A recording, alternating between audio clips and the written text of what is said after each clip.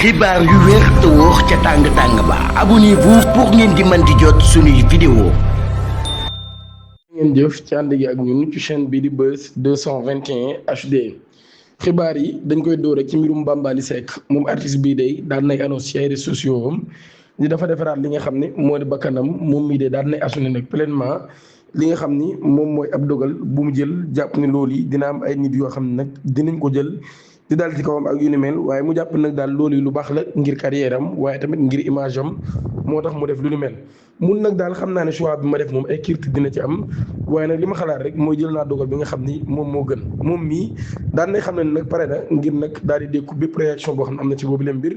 jamono ji mu nekk en convalescence ginnaaw intervention bi nga xam ne doon nañ ko amal ci moom daal di joxe rendez-vous nag ay fansam ci weeru novembre ci loolu daal leen adressé am message de remerciement et d'affection moom bi nga xam ni moo di Bambaly Seck nekk ab waykat ginnaaw bi nga xamee ni daan nay def juriste esthétique daal di changé li nga xam ne kon moo di bakkanam jàpp ni loolu yi daal am na yu mu ci waroon defaraat ak yu ni mel.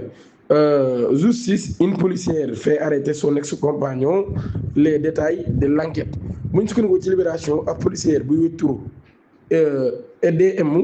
moom mii day cible la ci ab harcèlement ak chantage de la part de son ex-compagnon mise à cause du boobu di P.A. Dieng di ab commerçant bu am 27 ans dëkk ci Yëmbal daan nañ koy teg loxo par la division spéciale de cybercriminalité DSC ginnaaw ba ñaa koy defeere ci parquet ba semaine bi ñu génn ñu ngi koy toppee menace de mort, injure non publique ak chantage